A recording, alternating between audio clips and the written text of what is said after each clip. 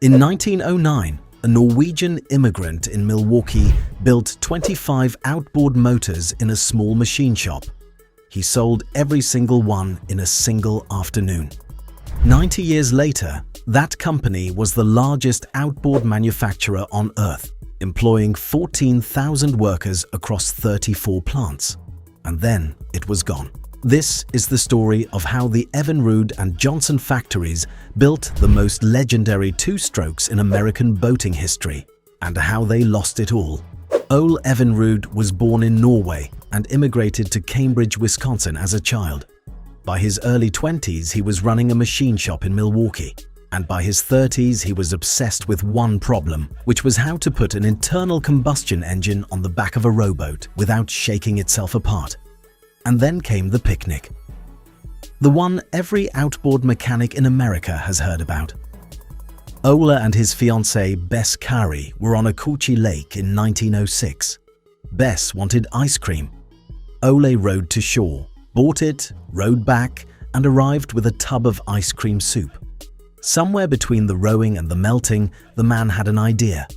By 1907, he had a working prototype, and by 1909, he had the design that would change American boating forever. Whether the ice cream actually melted is a debate that has lasted a century, but the engine that came out of it is not in dispute. So the prototype was working. Now it needed customers, and Ole had a very direct way of finding them. In the spring of 1909, Ole tested his perfected design in Milwaukee's Kinnickinnic River, and the sight of a man driving a rowboat without rowing drew crowds along the riverbank within the first afternoon. He built 25 motors over the next few weeks and sent an employee to Pewaukee Lake that summer to demonstrate them in front of holiday weekenders, who promptly bought the entire stock by the end of the day and placed orders for another 10. Each motor produced 1.5 horsepower, weighed 62 pounds, and cost $62. By the end of the first year, 9,000 units had sold, and Bess gave the company its slogan in the only 2 words that mattered, which were, "Don't row." The Evinrude Motor Company was officially founded the following year, and the modern outboard industry started right there with a Norwegian American who knew what an annoyed fiancé with melted ice cream could inspire. Now, while Evinrude was selling out his first run, 4 brothers in Indiana were already building engines in a barn. Lou Johnson was 18 years old in 1908 when he and his younger brothers Clarence and Harry built their first marine engine in a barn behind the family house in Terre Haute, Indiana, working from instincts inherited from a railroad blacksmith father. They made their own patterns, poured their own castings, and put the engine on a wooden rowboat to drive 10 miles up the Wabash River. And the engine worked. By 1908, the brothers were building V4, V6, V8, and V12 marine and aircraft engines, and Lou piloted the first American monoplane to fly in 1910. By 1912, their V12 was making 180 horsepower, which would still be respectable on a small aircraft today, until Easter Sunday of 1913, when a tornado hit the factory and took the whole operation out in a single afternoon. Drawings, machinery, prototypes were gone, and there was no insurance because the Johnsons had not bothered to buy any. So the brothers had to start from zero, and the path back to the marine industry took 10 years. Here is what most outboard fans never quite appreciate. Evinrude and Johnson did not build the same kind of engine because they did not believe in the same kind of engineering. Ole Evinrude was a pattern maker first and a designer second, and everything he built was simple, durable, and conservative in roughly that order. His first design was steel and brass, heavy as a small anvil, reliable as a Lutheran, and built to outlast its owner by a generation. Everything about the Evinrude philosophy from day one was that an outboard is a tool, and a tool does not need to be exciting so long as it starts every single time you pull the cord. The Johnson brothers came at it from a completely different angle as aircraft engineers who had already built V12 aero engines. When they returned to the marine industry in 1921 after a decade in motor wheels, bicycles, and recovery from a tornado, they brought something nobody else in the outboard business had brought yet: aluminium alloy. The first Johnson outboard, produced on December 19, 1921, weighed 35 pounds when every other outboard on the market weighed 60, featured a full pivot reverse capable of swiveling 360 degrees on its mount, and was light enough and fast enough to change the rules of what an outboard was supposed to be. So you had two philosophies sharing the same lake, with Evinrude playing the durable workhorse and Johnson playing the aluminium speed machine, and the engineers on each side absolutely could not stand each other. Carl Kiekhaefer, the future founder of Mercury, was actually fired from Evinrude in the early years for being too aggressive about Johnson's design choices, and he spent the rest of his career trying to debunk the Evinrude origin story out of pure spite, going as far as hiring private investigators to interview lakeside witnesses about the ice cream picnic. None of it worked. The rivalry was personal long before it became corporate, and the two factories were less than 100 nautical miles apart on the Wisconsin and Illinois lakefront, with engineers from one company drinking in the same bars as engineers from the other and refusing to speak for decades. Now the two companies were already aiming hammers at each other when the racing era began in earnest. By 1925, the buzzword in both factories was speed, and Johnson responded the following year with the P30 Big Twin, a 6-horsepower, 80-pound motor that sold for $210 on the showroom floor. On the 4th of July at White Lake, Michigan, the Big Twin pushed a small wooden boat to 23.32 miles per hour when the existing record was 11, which led most of the boating press to assume somebody had cheated. Production versions were eventually clocked at over 32 miles per hour, which, on a wooden runabout in 1926, felt like reaching the edge of the known universe. Evinrude responded by completely reorganizing the company.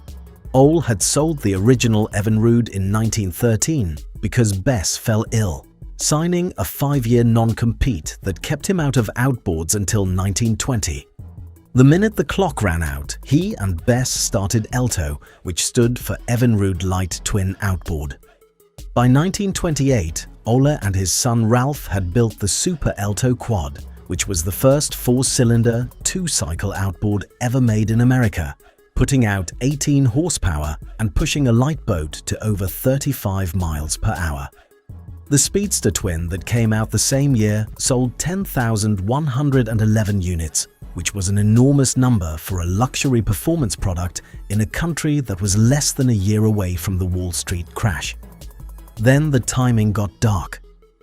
In 1929, Briggs & Stratton bought ELTO outright and folded it into a holding company called Outboard Motors Corporation, the first version of OMC, just before the Wall Street crash hit and the Depression nearly took every outboard manufacturer in America with it. Johnson Motors went bankrupt in 1931, and Evinrude held on only by stripping costs to the bone. Bess Evinrude died in 1933, and Ole followed her the next year, buried before his company hit its peak. His 27-year-old son, Ralph, became president of OMC and held the position for nearly 50 years. And in 1935, Ralph and Steve Briggs did something Ole would never have predicted. They bought Johnson Motors out of Depression bankruptcy for $800,000 and brought their oldest enemy in-house. So both legendary brands now sat under the same roof, and the rivalry continued inside the same company. Ralph Evinrude called the new arrangement consolidated competition, which is corporate language for letting the two brands keep their own engineering teams, their own marketing departments, their own dealerships, and their own racing programs while pretending to be sister companies. On paper, it looked civilized. In the factory canteens, the engineers still refused to sit at the same tables. By 1937, 2 years after the merger, Johnson sales already exceeded Evinrude and ELTO sales combined. The aluminium philosophy was winning the showroom war. Then the Second World War hit, and OMC pivoted overnight from outboards to military contracts, with the Waukegan plant turning out 50,000 Bendix starters for military aviation, and engineers who had spent their careers tuning carburetors for fishing boats now machining ignition components for B-17S production volume was so high that some of the techniques and tooling developed during the war went straight into the post-war outboard line, which is part of why the late 40s Seahorse felt so much more refined than anything before it. And then the boats came home. Soldiers wanted to fish, take families to the lake, and escape into water on weekends, and outboard sales went through the roof. OMC sold 125,000 motors in 1946 and 262,000 in 1947. The Johnson Seahorse QD launched in 1949 with a list of features that quietly defined what the modern outboard would look like for the rest of the century, including a recoil starter, a removable cowl, a proper forward-neutral reverse gear lever, and a remote fuel tank. Every competitor looked prehistoric overnight, and the Waukegan plant could not build the QD fast enough. On November 6, 1952, the 1 millionth Johnson outboard rolled off the line, with Clarence Johnson and Joseph Rainiac, the production chief from the very first Johnson in 1921. The photograph of the two men in white shirts and ties with the millionth motor on a workbench between them became one of the iconic images of post-war American manufacturing. By the end of the 1950s, OMC controlled a majority share of the American outboard market and had become the largest outboard manufacturer in the world, with both the Waukegan and Milwaukee plants running 2 shifts a day, while the engineering teams in both buildings were already working on the engines that would carry the brands into the 1970s and 1980s. By the 1950s, Evinrude had moved beyond just engines and started building entire boats branded around its motors, ranging from plywood and fiberglass runabouts to family cruisers with matched Evinrude power. These were never commercial juggernauts, and Evinrude sold them mostly to lock-in customers who wanted everything from one source while keeping dealers stocking matching pairs. The hulls were honest and well built, never trying to compete with Chris-Craft or Century. What you got was an Evinrude boat with an Evinrude motor sold by an Evinrude dealer to an Evinrude customer. And the boats had their moment. Evinrude rigs appeared in dealer photography, in the back covers of popular mechanics, in the windows of small-town marine shops across the upper Midwest. Family men in fishing hats and sunglasses posed next to a chrome-trimmed runabout with the badge prominently visible. The brand was a complete ecosystem: engine, hull, accessories, all under one badge. Then the freshwater fishing boom of the 60s pushed every other builder into outboard-friendly hulls, and the proprietary advantage faded. Independent boat builders started outselling OMC's in-house rigs by offering more variety at competitive prices. By the 70s, the Evinrude branded boat business had quietly wound down. The motors carried on without them. Now, while the boats faded, the engineering inside the engines produced the most legendary two-strokes in OMC history. From the late 1950s into the 1980s, the Waukegan and Milwaukee facilities became serious R&D operations. OMC ran cold room testing chambers, saltwater tank simulators, dynamometer cells that could hold an engine at full throttle for hundreds of hours straight. Engineers tested intake porting, exhaust tuning, ignition mapping. The factory tour at Waukegan included a rooftop test pond where prototype engines ran in real water under controlled conditions year-round. By the late 1970s, OMC employed 4,172 workers in the Johnson division alone. By 1988, the company had grown to 14,000 employees across 28 US plants and 6 international sites including Canada, Belgium, and Australia. Both brands kept their identities the entire way, so an Evinrude in 1985 still felt like an Evinrude, and a Johnson still felt like a Johnson, with different colors, different cowls, and different dealer networks, even though the engineering DNA and the factory floor were the same underneath. The internal engineering rivalry that had started in 1921 was now in its third generation of engineers, and the engines coming out of Waukegan in the 80s carried fingerprints from Lou Johnson's original aluminium casting techniques and Ole Evinrude's original two-cycle architecture. So the engineering kept getting better and the factory kept getting bigger. The racing program proved the technology every weekend. From the 1920s onwards, OMC ran factory race teams.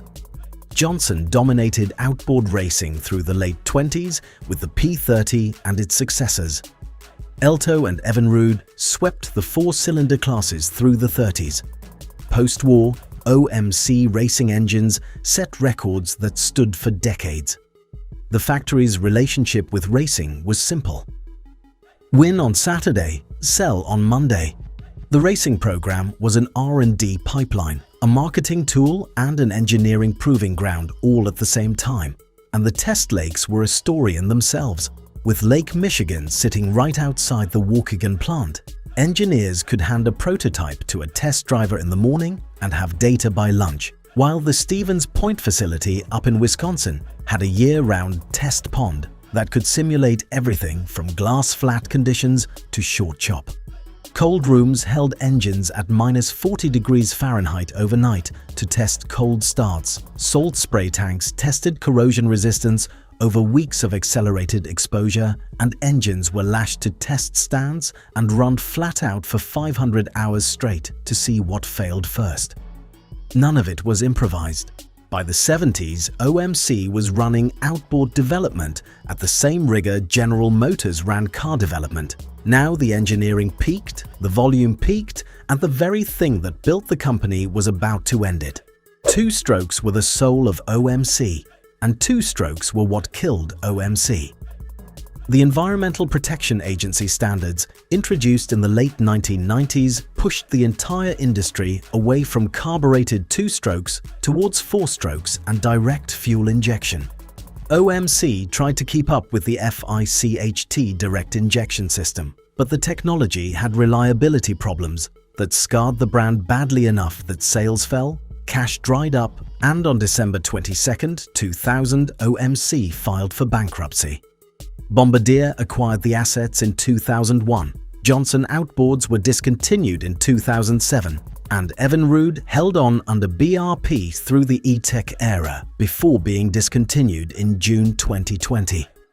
The Waukegan plant, the same lakefront facility the Johnson brothers built in 1926, sat abandoned, and vandals eventually threw office furniture out of the second-floor windows. From 25 hand-built motors at Pewaukee Lake to 14,000 employees across 34 plants, the factories eventually went quiet, but the engineering survived. Every Evinrude and Johnson still running today is a piece of that century-long story. So that was the rise and fall of the OMC factory and the two greatest names in two-stroke outboards. Now, if you liked this video, make sure you watch our video on 7 marine boat engines that faded into US history.